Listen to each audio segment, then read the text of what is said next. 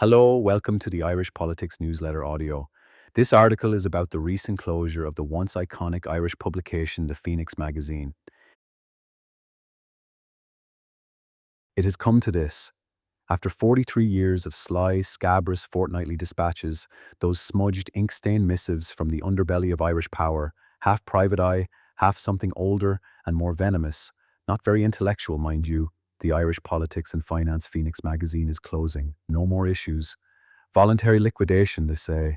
The printers will fall silent, the newsagents' shelves will yawn a little wider, and somewhere in a small circle of political and business readers will feel the peculiar ache of something irreplaceable slipping into the archives of Irish history.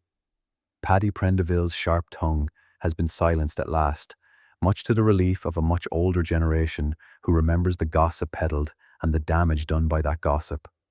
The beast that gorged on politicians and other sacred cows' secrets and spat them back in cartoon form is finally, mercifully retired. They had embarrassed themselves too often in recent years. It was time for the Phoenix to go, much like a boyfriend or girlfriend you still love dearly, but can no longer stand being around. The relationship had run its course. What once felt exciting, vital, and even a little dangerous had become less fashion conscious, outdated, and increasingly irrelevant in a faster, louder world. You might miss the good times and feel a pang of nostalgia, but deep down, you know the kindest thing for everyone is to walk away. One feels the urge to laugh, or at least allow oneself a wry grin. Because this is not a tragedy. This was something quite ineluctable. The Phoenix did not fall because of some unique Irish misfortune or editorial misstep, although there were a lot of pro-Russian articles in recent years, which didn't help. It fell because it was made of paper in a world that has decided paper is an indulgence, a relic, the corpse of a medium that once carried the weight of revelation, but now only carries the weight of itself in the form of digital usage on your phone. This is the very modern but old tragedy of a minor Irish magazine. It begins with a belief that if the writing is good enough, the truth sharp enough, the readers intelligent enough, then the money will somehow materialize from the atmosphere like rain. It rarely does.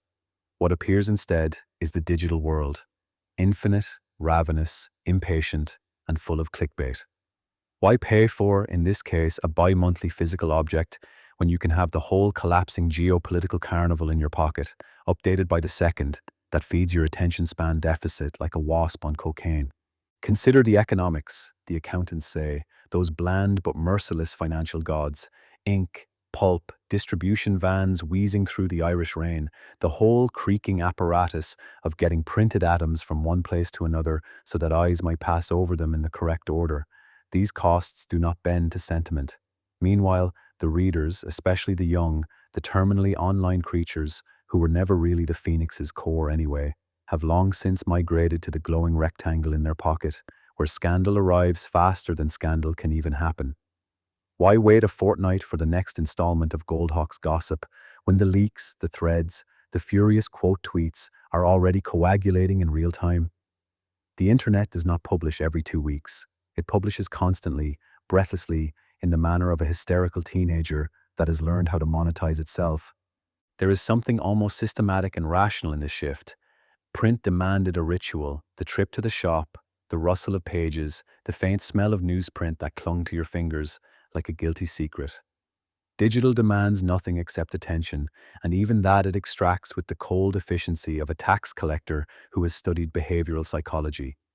The Phoenix magazine tried, late and half-heartedly, to cross over, a website, some PDFs perhaps, but it was always too little, too late, like watching those big beasts of Irish politics in the 1990s and early noughties trying also to get to grips with the advent of social media. A lot of those politicians could not adapt, and similarly, and were never heard of again. There is much to lament about the passing of the Phoenix magazine. It was once a publication to be feared. You'd lick your lips and break into a wolf-like grin while muttering something about little piggies at the sight of the cover. That thrill stopped around the coming of social media. You see, the Phoenix was ultimately a political and business gossip magazine.